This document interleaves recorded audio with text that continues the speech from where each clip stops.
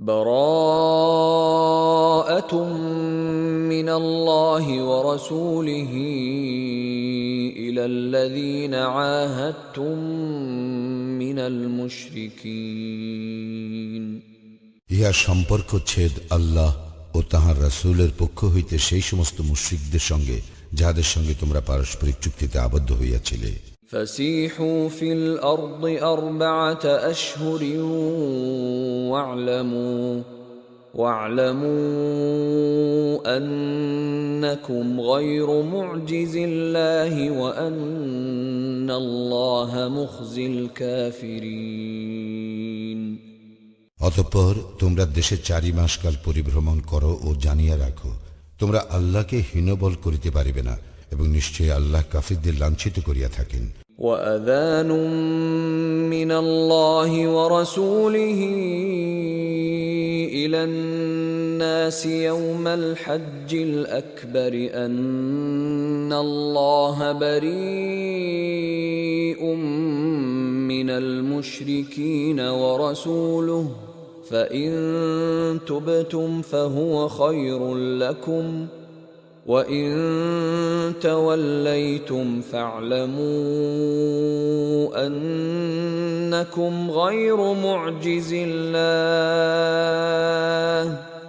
وَبَشِّرِ الَّذِينَ كَفَرُوا بِعَذَابٍ أَلِيمٍ। মহান হজের দিবসে আল্লাহ ও তাঁহার রাসূলের পক্ষ হইতে মানুষের প্রতি ইহা ঘোষণা যে নিশ্চয়ই মুশরিকদের সম্পর্কে আল্লাহ দায়মুক্ত এবং তাঁহার রাসূলও। তোমরা যদি তওবা করো তবে তাহা তোমাদের জন্য কল্যাণকর, আর তোমরা যদি মুখ ফিরাও তবে জানিয়া রাখো তোমরা আল্লাহকে হীনবল করিতে পারিবে না এবং কাফিরদেরকে মর্মন্তুর শাস্তির সংবাদ দাও।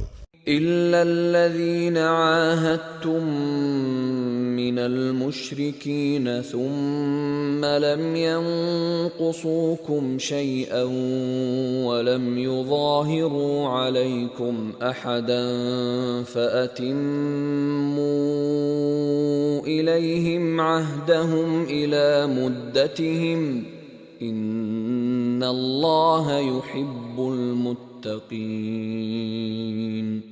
তবে মুশরিকদের মধ্যে যাহাদের সঙ্গে তোমরা চুক্তিতে আবদ্ধ ও পরে যাহারা তোমাদের চুক্তি রক্ষায় কোনো ত্রুটি করে নাই এবং তোমাদের বিরুদ্ধে কাহাকেও সাহায্য করে নাই, তাহাদের সঙ্গে নির্দিষ্ট মেয়াদ পর্যন্ত চুক্তি পূর্ণ করিবে।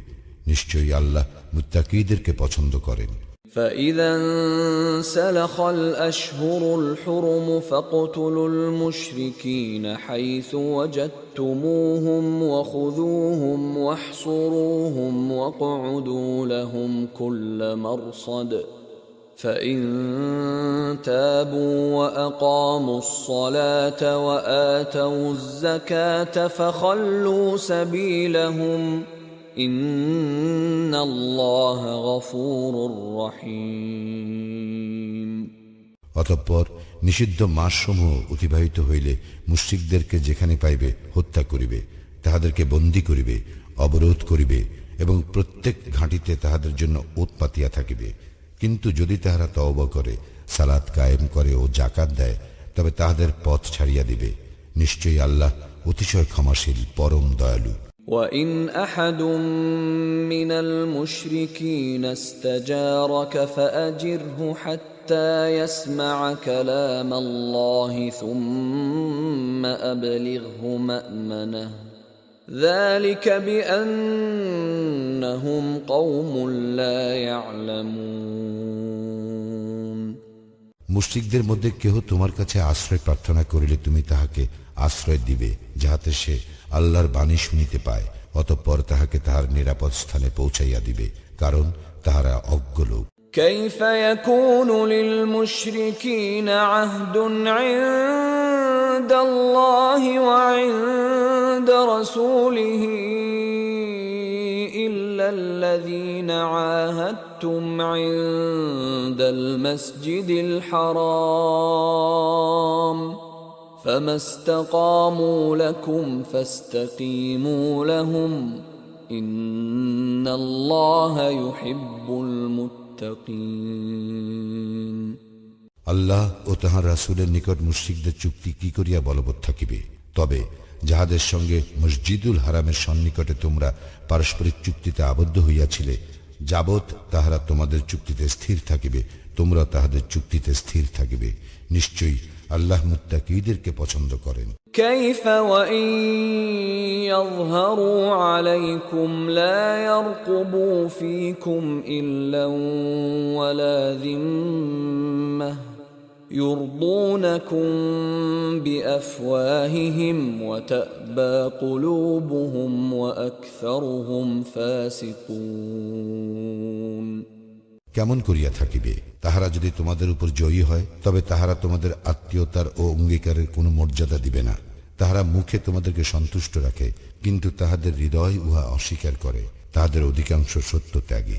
اشتروا بآيات الله ثمنا قليلا فصدوا عن سبيله إنهم ساء ما كانوا يعملون। তাহারা আল্লাহর আয়াতসমূহ তুচ্ছ মূল্যে বিক্রয় করে এবং তাহারা লোকদেরকে তাহার পথ হইতে নিবৃত্ত করে। নিশ্চয় তাহারা যাহা করিয়া থাকে তাহা অতি নিকৃষ্ট। لا يرقبون في مؤمن إلا ولا ذمة وأولئك هم المعتدون। তাহারা কোনো মুমিনের সঙ্গে আত্মীয়তার ও অঙ্গীকারের মর্যাদা রক্ষা করে না, তাহারাই সীমা লঙ্ঘনকারী। فإن تابوا وأقاموا الصلاة وآتوا الزكاة فإخوانكم في الدين ونفصل الآيات لقوم يعلمون। অতঃপর তাহারা যদি তওবা করে, সালাত কায়েম করে ও যাকাত দেয়, তবে তাহারা তোমাদের দ্বীনী ভাই। জ্ঞানী সম্প্রদায়ের জন্য আমি নিদর্শন স্পষ্টরূপে বিবৃত করি। وَإِن نَكَثُوا أَيْمَانَهُم مِّن بَعْدِ عَهْدِهِمْ وَطَعَنُوا فِي دِينِكُمْ فقاتلوا أئمة الكفر إنهم لا أيمان لهم لعلهم ينتهون। তাহাদের চুক্তির পর তাহারা যদি তাহাদের প্রতিশ্রুতি ভঙ্গ করে এবং তোমাদের দ্বীন সম্বন্ধে বিদ্রূপ করে, তবে কাফিরদের প্রধানদের সঙ্গে যুদ্ধ করো। ইহারা এমন লোক যাহাদের কোনো প্রতিশ্রুতি রহিল না, যেন তাহারা নিবৃত্ত হয়। ألا تقاتلون قوما نكثوا أيمانهم وهموا بإخراج الرسول وهم بدؤوكم أول مرة أتخشونهم فالله أحق أن تخشوه إن كنتم مؤمنين। তোমরা কি সেই সম্প্রদায়ের সঙ্গে যুদ্ধ করিবে না, যাহারা নিজেদের প্রতিশ্রুতি ভঙ্গ করিয়াছে ও রাসূলকে বহিষ্কারের জন্য সংকল্প করিয়াছে? উহারাই প্রথম তোমাদের বিরুদ্ধে আচরণ করিয়াছে। তোমরা কি তাহাদের ভয় করো? আল্লাহকে ভয় করাই তোমাদের পক্ষে অধিক সমীচীন, যদি তোমরা মুমিন হও। قاتلوهم يعذبهم الله بأيديكم ويخزهم وينصركم عليهم ويشف صدور قوم مؤمنين। তোমরা তাহাদের সঙ্গে যুদ্ধ করিবে, তোমাদের হাতে আল্লাহ উহাদেরকে শাস্তি দিবেন, উহাদেরকে লাঞ্ছিত করিবেন, উহাদের উপর তোমাদেরকে বিজয়ী করিবেন ও মুমিনদের চিত্ত প্রশান্ত করিবেন। ويذهب غيظ قلوبهم ويتوب الله على من يشاء والله عليم حكيم। এবং তিনি উহাদের অন্তরে ক্ষোভ দূর করিবেন। আল্লাহ যাহাকে ইচ্ছা তাহার প্রতি ক্ষমা পরায়ণ হন। আল্লাহ সর্বজ্ঞ প্রজ্ঞাময়। أم حسبتم أن تتركوا ولما يعلم الله الذين جاهدوا منكم ولم يتخذوا تتخذوا من دون الله ولا رسوله ولا المؤمنين وليجة والله خبير بما تعملون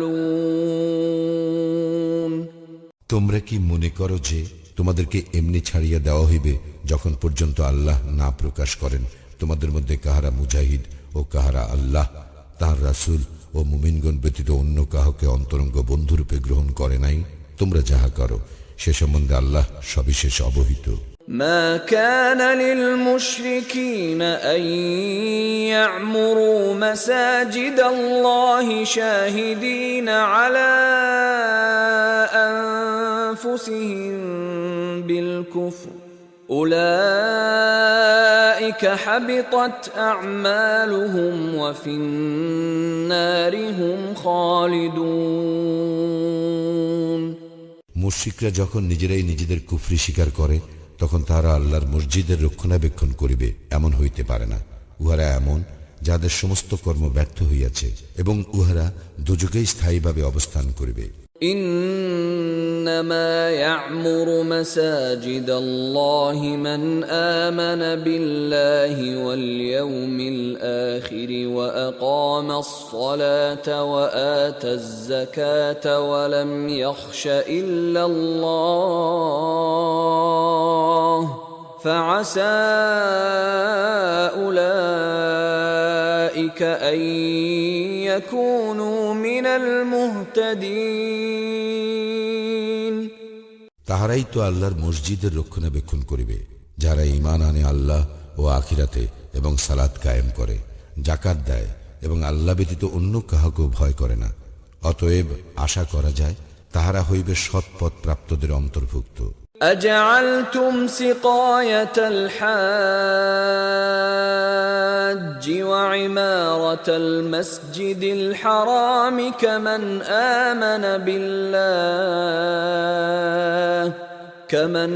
آمن بالله واليوم الآخر وجاهد في سبيل الله لا يستوون عند الله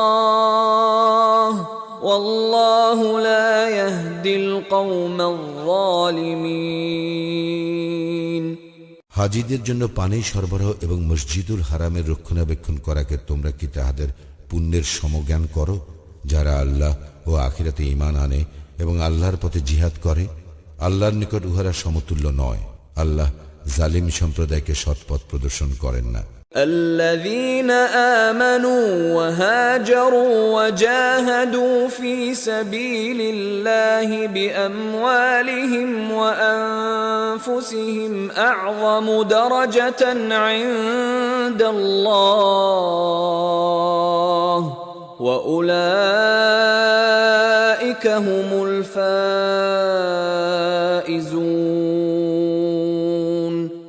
যাহারা ঈমান আনে, হিজরত করে এবং নিজেদের সম্পদ ও নিজেদের জীবন দ্বারা আল্লাহর পথে জিহাদ করে তাহারা আল্লাহর নিকট মর্যাদায় শ্রেষ্ঠ আর তাহারাই সফল কাম। يبشرهم ربهم برحمة منه ورضوان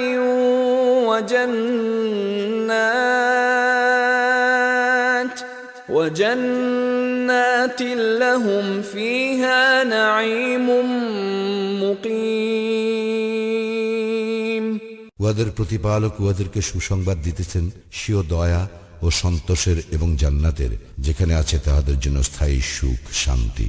খালিদিন ফিহা আবাদা ইন্নাল্লাহা ইনদাহু আজরুন আযীম। সেখানে তাহারা চিরস্থায়ী হইবে, নিশ্চয় আল্লাহর নিকট আছে মহা পুরস্কার। يا أيها الذين آمنوا لا تتخذوا آباءكم وإخوانكم أولياء إن استحبوا الكفر على الإيمان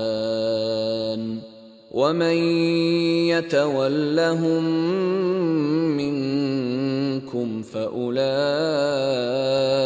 هم الظالمون হে মুমিনগণ, তোমাদের পিতা ও ভ্রাতা যদি ঈমানের মোকাবিলায় কুফরিকে শ্রেয় জ্ঞান করে, তবে উহাদেরকে অন্তরঙ্গ রূপে গ্রহণ করিও না। তোমাদের মধ্যে যাহারা উহাদেরকে অন্তরঙ্গ রূপে গ্রহণ করে তাহারাই জালিম। قل إن كان آباؤكم وأبناؤكم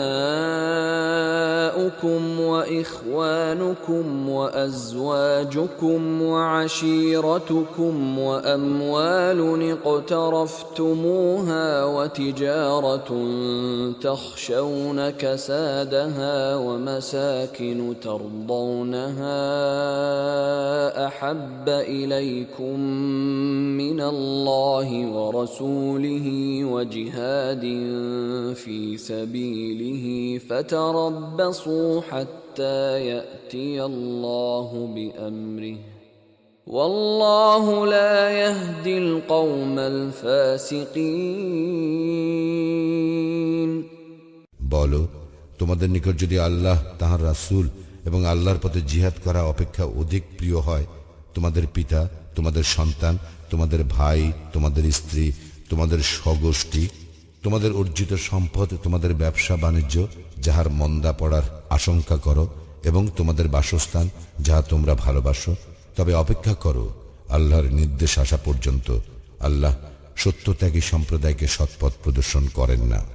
لقد نصركم الله في مواطن كثيرة ويوم حنين إذ أعجبتكم كثرتكم فلم تغن عنكم شيئا وضاقت عليكم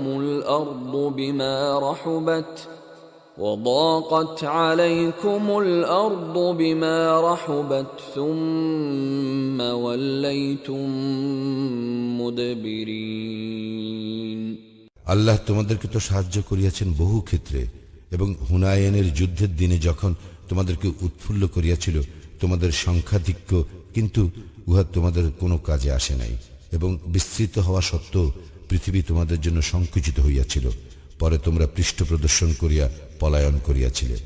ثم أنزل الله سكينته على رسوله وعلى المؤمنين وأنزل جنودا لم تروها وعذب الذين كفروا وذلك جزاء الكافرين অতঃপর আল্লাহ তাহার নিকট হইতে তাহার রাসূল ও মুমিনদের উপর প্রশান্তি বর্ষণ করেন, এবং এমন এক সৈন্যবাহিনী অবতীর্ণ করেন যাহা তোমরা দেখিতে পাও নাই, এবং তিনি কাফিরদেরকে শাস্তি প্রদান করেন। ইহাই কাফিরদের কর্মফল। ثم يتوب الله من بعد ذلك على من يشاء والله غفور رحيم ইহার পরও যাহার প্রতি ইচ্ছা আল্লাহ ক্ষমাপরায়ণ হইবেন, আল্লাহ অতি ক্ষমাশীল, পরম দয়ালু। يا أيها الذين آمنوا إنما المشركون نجس فلا يقربوا المسجد الحرام بعد عامهم هذا وإن خفتم عيلة فسوف يغنيكم الله من فضله إن شاء إن الله عليم حكيم হে মুমিনগণ, মুশরিকরা তো অপবিত্র, সুতরাং এই বৎসরের পর তাহারা যেন মসজিদুল হারামের নিকট না আসে। যদি তোমরা দারিদ্র্যের আশঙ্কা করো, তবে আল্লাহ ইচ্ছা করিলে তাহার নিজ করুণায় তোমাদেরকে অভাবমুক্ত করিবেন। নিশ্চয়ই আল্লাহ সর্বজ্ঞ, প্রজ্ঞাময়। قاتلوا الذين لا يؤمنون بالله ولا باليوم الآخر ولا يحرمون ما حرم الله ورسوله ولا يدينون دين الحق ولا يدينون دين الحق من الذين أوتوا الكتاب حتى يعطوا الجزية عن يد وهم صاغرون যাদের প্রতি কিতাব অবতীর্ণ হইয়াছে তাহাদের মধ্যে যাহারা আল্লাহর প্রতি ঈমান আনে না, শেষ দিনও নয়, এবং আল্লাহ ও তাহার রাসূল যাহা হারাম করিয়াছেন তাহা হারাম গণ্য করে না, এবং সত্য দিন অনুসরণ করে না, তাহাদের সঙ্গে যুদ্ধ করিবে যে পর্যন্ত না তাহারা নত হইয়া স্বহস্তে জিজিয়া দেয়। وقالت اليهود عزير ابن الله وقالت النصارى المسيح ابن الله ذلك قولهم بأفواههم يضاهئون قول الذين كفروا من قبل قاتلهم الله أنى يؤفكون ইয়াহুদীরা বলে উজাইর আল্লাহর পুত্র এবং খ্রিস্টানরা বলে মসি আল্লাহর পুত্র। উহা তাহাদের মুখের কথা। পূর্বে যাহারা কুফরি করিয়াছিল উহারা তাহাদের মতো কথা বলে। আল্লাহ উহাদেরকে ধ্বংস করুন। আর কোন দিকে উহাদেরকে ফিরাইয়া দেওয়া হইয়াছে? اتخذوا أحبارهم ورهبانهم أربابا من دون الله والمسيح ابن مريم وما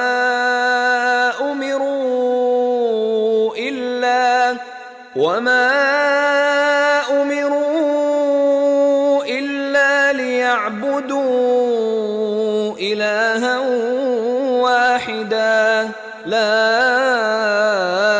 إله إلا هو سبحانه عما يشركون তাহারা আল্লাহ ব্যতীত তাহাদের পণ্ডিতগণকে ও সংসার বিরাগীগণকে তাহাদের প্রভুরূপে গ্রহণ করিয়াছে এবং মারিয়াম তনয় মসিকেও, কিন্তু উহারা এক ইলাহের ইবাদত করিবার জন্যই আদিষ্ট হইয়াছিল। তিনি ব্যতীত অন্য কোন ইলাহ নাই। তাহারা যাহাকে শরীক করে তাহা হইতে তিনি কত পবিত্র। يريدون أن يطفئوا نور الله بأفواههم ويأبى الله إلا أن يتم نوره ولو كره الكافرون তাহারা তাদের মুখের ফুৎকারে আল্লাহর জ্যোতি নির্বাপিত করিতে চায়। কাফিররা অপ্রীতিকর মনে করিল আল্লাহ তাহার জ্যোতির পূর্ণ উদ্ভাসন ব্যতীত অন্য কিছু চান না। هو الذي أرسل رسوله بالهدى ودين الحق ليظهره على الدين كله ولو كره المشركون মুশরিকরা অপ্রীতিকর মনে করিল অপর সমস্ত দিনের উপর জয়যুক্ত করিবার জন্য তিনি পথ নির্দেশ ও সত্য দিন সহ তাহার রাসূল প্রেরণ করিয়াছেন। يا أيها الذين آمنوا إن كثيرا من الأحبار والرهبان ليأكلون أموال الناس بالباطل ويصدون عن سبيل الله والذين يكنزون الذهب والفضة ولا ينفقونها في سبيل الله فبشرهم بعذاب أليم হে মুমিনগণ, পণ্ডিত এবং সংসার বিরাগীদের মধ্যে অনেকেই লোকের ধন সম্পদ অন্যায়ভাবে ভোগ করিয়া থাকে এবং লোককে আল্লাহর পথ হইতে নিবৃত্ত করে। আর যাহারা স্বর্ণ ও রৌপ্য পুঞ্জীভূত করে এবং উহা আল্লাহর পথে ব্যয় করে না, উহাদেরকে মর্মন্তুর শাস্তির সংবাদ দাও। يوم يحمى عليها في نار جهنم فتكوى بها جباههم وجنوبهم وظهورهم هذا ما كنزتم لأنفسكم فذوقوا ما كنتم تكنزون যেদিন জাহান্নামের অগ্নিতে উহা উত্তপ্ত করা হইবে এবং উহা দ্বারা তাহাদের ললাট পার্শ্বদেশ ও পৃষ্ঠদেশের দাগ দেওয়া হইবে। সেদিন বলা হইবে, ইহাই উহা যাহা তোমরা নিজেদের জন্য পুঞ্জীভূত করিতে, সুতরাং তোমরা যাহা পুঞ্জীভূত করিয়াছিলে তাহা আস্বাদন করো। إن عدة الشهور عند الله 12 شهرا في كتاب الله يوم خلق السماوات والأرض منها 4 حرم ذلك الدين القيم فلا تظلموا فيهن أنفسكم وقاتلوا المشركين كافة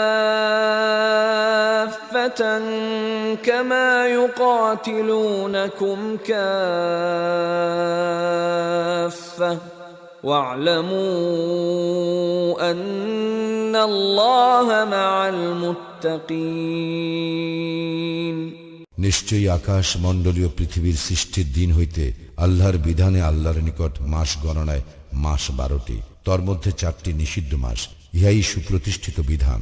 সুতরাং ইহার মধ্যে তোমরা নিজেদের প্রতি জুলুম করিও না এবং তোমরা মুশরিকদের সঙ্গে সর্বাত্মকভাবে যুদ্ধ করিবে, যেমন তারা তোমাদের বিরুদ্ধে সর্বাত্মকভাবে যুদ্ধ করিয়া থাকে। এবং জানিয়া রাখো, আল্লাহ তো মুত্তাকীদের সঙ্গে আছেন। إنما النسيء زيادة في الكفر يضل به الذين كفروا يحلونه عاما ويحرمونه عاما ليواطئوا عدة ما حرم الله فيحلوا ما حرم الله زين لهم سوء أعمالهم والله لا يهدي القوم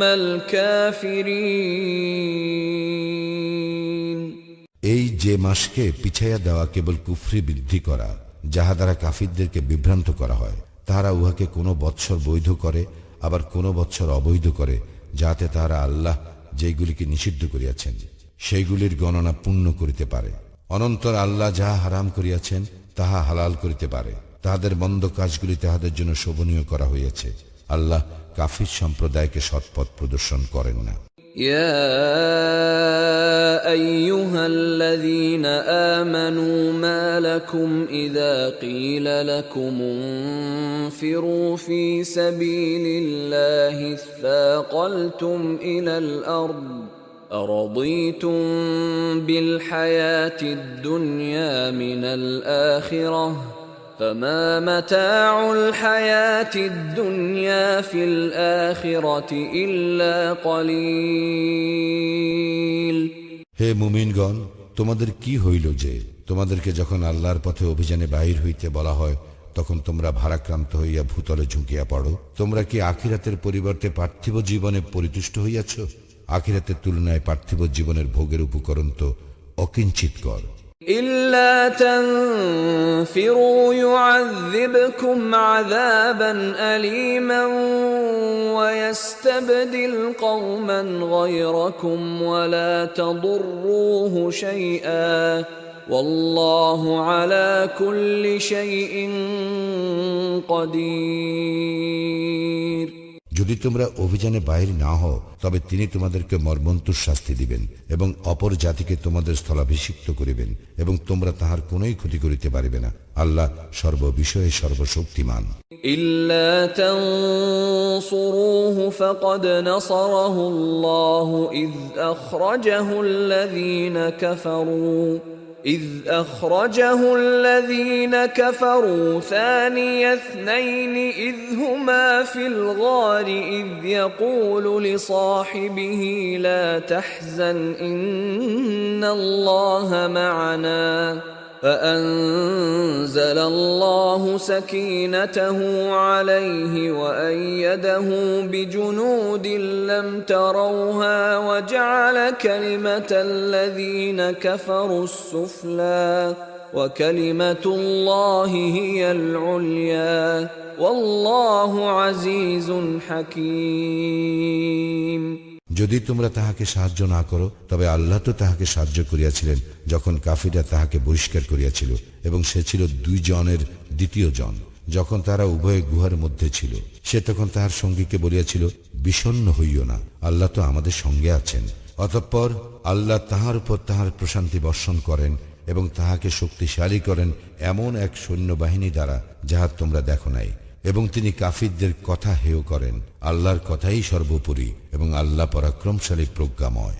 انفروا خفافا وثقالا وجاهدوا بأموالكم وأنفسكم في سبيل الله ذلكم خير لكم إن كنتم تعلمون। অভিযানে বাহির হইয়া পড়ো, হালকা অবস্থায় হোক অথবা ভারী অবস্থায়, এবং সংগ্রাম করো আল্লাহর পথে তোমাদের সম্পদ ও জীবন দ্বারা, উহাই তোমাদের জন্য শ্রেয় যদি তোমরা জানিতে। لو كان عرضا قريبا وسفرا قاصدا لاتبعوك ولكن بعدت عليهم الشقة وسيحلفون بالله لو استطعنا لخرجنا معكم يهلكون أنفسهم والله يعلم إنهم لكاذبون। আশু সম্পদ লাভের সম্ভাবনা থাকিলে ও সফর সহজ হইলে উহারা নিশ্চয়ই তোমার অনুসরণ করিত, কিন্তু উহাদের নিকট যাত্রাপথ সুদীর্ঘ মনে হইল। উহারা অচিরেই আল্লাহর নামে শপথ করিয়া বলিবে, পারিলে আমরা নিশ্চয়ই তোমাদের সঙ্গে বাইর হইতাম। উহারা নিজেদেরকে ধ্বংস করে, আল্লাহ জানেন উহারা অবশ্যই মিথ্যাচারী। عفى الله عنك لما أذنت لهم حتى يتبين لك الذين صدقوا وتعلم الكاذبين। আল্লাহ তোমাকে ক্ষমা করিয়াছেন, কাহারা সত্যবাদী তাহা তোমার নিকটে স্পষ্ট না হওয়া পর্যন্ত, এবং কাহারা মিথ্যাবাদী তাহা না জানা পর্যন্ত তুমি কেন উহাদেরকে অব্যাহতি দিলে? لا يستأذنك الذين يؤمنون بالله واليوم الآخر أن يجاهدوا بأموالهم وأنفسهم والله عليم بالمتقين। যারা আল্লাহে ও শেষ দিবসে ঈমান আনে, তারা নিজ সম্পদ ও জীবন দ্বারা জিহাদে অব্যাহতি পাইবার প্রার্থনা তোমার নিকট করে না। আল্লাহ মুত্তাকীদের সম্বন্ধে সবিশেষ অবহিত। إنما يستأذنك الذين لا يؤمنون بالله واليوم الآخر وارتابت قلوبهم فهم في ريبهم يترددون। তোমার নিকট অব্যাহতি প্রার্থনা করে কেবল উহারাই যাহারা আল্লাহ ও শেষ দিবসে ঈমান আনে না, এবং যাহাদের চিত্ত সংশয়যুক্ত, উহারা তো আপন সংশয়ে দ্বিধাগ্রস্ত। ولو أرادوا الخروج لأعدوا له عدة ولكن كره الله بعاثهم فثبطهم وقيل اقعدوا مع القاعدين। উহারা বাহির হইতে চাহিলে উহারা নিশ্চয়ই ইহার জন্য প্রস্তুতির ব্যবস্থা করিত, কিন্তু উহাদের অভিযাত্রা আল্লাহর মনোপুত ছিল না, সুতরাং তিনি উহাদেরকে বিরত রাখেন, এবং উহাদেরকে বলা হয়, যাহারা বসিয়া আছে তাহাদের সঙ্গে বসিয়া থাকো। لو خرجوا فيكم ما زادوكم إلا خبالا ولأوضعوا خلالكم يبغونكم الفتنة وفيكم سماعون لهم والله عليم بالظالمين। উহারা তোমাদের সঙ্গে বাহির হইলে তোমাদের বিভ্রান্তি বৃদ্ধি করিত, এবং তোমাদের মধ্যে ফিতনা সৃষ্টির উদ্দেশ্যে তোমাদের মধ্যে ছুটাছুটি করিত। তোমাদের মধ্যে উহাদের জন্য কথা শুনিবার লোক আছে। আল্লাহ জালিমদের সম্বন্ধে সবিশেষ অবহিত। لقد ابتغوا الفتنة من قبل وقلبوا لك الأمور حتى جاء الحق وظهر أمر الله حتى جاء الحق وظهر أمر الله وهم كارهون পূর্বে উহারা ফিতনা সৃষ্টি করিতে চাহিয়াছিল এবং উহারা তোমার বহু কর্মে ওলট পালট করিয়াছিল যতক্ষণ না উহাদের ইচ্ছার বিরুদ্ধে সত্য আসিল এবং আল্লাহর আদেশ বিজয়ী হইল। ومنهم من يقول ائذن لي ولا تفتني ألا في الفتنة سقطوا وإن جهنم لمحيطة بالكافرين এবং উহাদের মধ্যে এমন লোক আছে যে বলে, আমাকে অব্যাহতি দাও এবং আমাকে ফিতনায় ফেলিও না। সাবধান, উহারাই ফিতনাতে পড়িয়াছে, জাহান্নাম তো কাফিরদেরকে বেষ্টন করিয়াই আছে। إن تصبك حسنة تسؤهم وإن تصبك مصيبة يقولوا قد أخذنا أمرنا من قبل ويتولوا وهم فرحون তোমার মঙ্গল হইলে তাহা উহাদেরকে পীড়া দেয় এবং তোমার বিপদ ঘটিলে উহারা বলে, আমরা তো পূর্বান্নেই আমাদের ব্যাপারে সতর্কতা অবলম্বন করিয়াছিলাম, এবং উহারা উৎফুল্ল চিত্তে সরিয়া পড়ে। قل لن يصيبنا إلا ما كتب الله لنا هو مولانا وعلى الله فليتوكل المؤمنون বলো, আমাদের জন্য আল্লাহ যাহা নির্দিষ্ট করিয়াছেন তাহা ব্যতীত আমাদের অন্য কিছু হইবে না। তিনি আমাদের কর্ম বিধায়ক এবং আল্লাহর উপরেই মুমিনদের নির্ভর করা উচিত। قل هل تربصون بنا إلا إحدى الحسنيين ونحن نتربص بكم أن يصيبكم الله بعذاب من عنده أو بأيدينا فتربصوا إنا معكم متربصون বলো, তোমরা আমাদের দুইটি মঙ্গলের একটির প্রতীক্ষা করিতেছ এবং আমরা প্রতীক্ষা করিতেছি আল্লাহ তোমাদেরকে শাস্তি দিবেন সরাসরি নিজ পক্ষ হইতে অথবা আমাদের হস্ত দ্বারা। অতএব তোমরা প্রতীক্ষা করো, আমরাও তোমাদের সঙ্গে প্রতীক্ষা করিতেছি। قل أنفقوا طوعا أو كرها لن يتقبل منكم إنكم كنتم قوما فاسقين বলো, তোমরা স্বেচ্ছায় ব্যয় করো অথবা অনিচ্ছায়, তোমাদের নিকট হইতে তাহা কিছুতেই গৃহীত হইবে না। তোমরা তো সত্যত্যাগী সম্প্রদায়। وما منعهم أن تقبل منهم نفقاتهم إلا أنهم كفروا بالله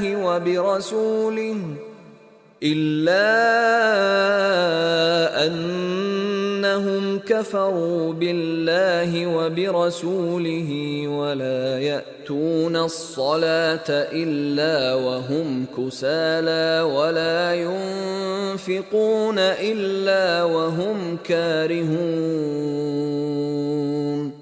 উহাদের অর্থ সাহায্য গ্রহণ করা নিষেধ করা হইয়াছে এই জন্য যে উহারা আল্লাহ ও তাহার রাসূলকে অস্বীকার করে, সালাতে শৈথিল্যের সঙ্গে উপস্থিত হয় এবং অনিচ্ছাকৃতভাবে অর্থ সাহায্য করে। فلا تعجبك أموالهم ولا أولادهم إنما يريد الله ليعذبهم بها في الحياة الدنيا وتزهق أنفسهم وهم كافرون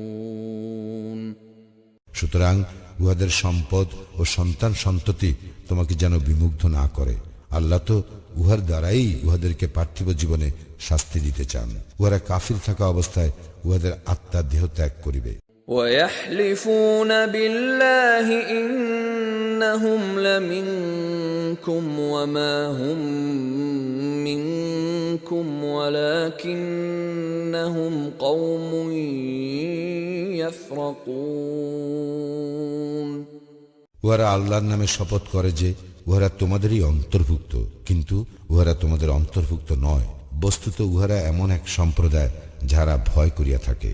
لو يجدون ملجأ أو مغارات أو مدخلا لولوا إليه وهم يجمحون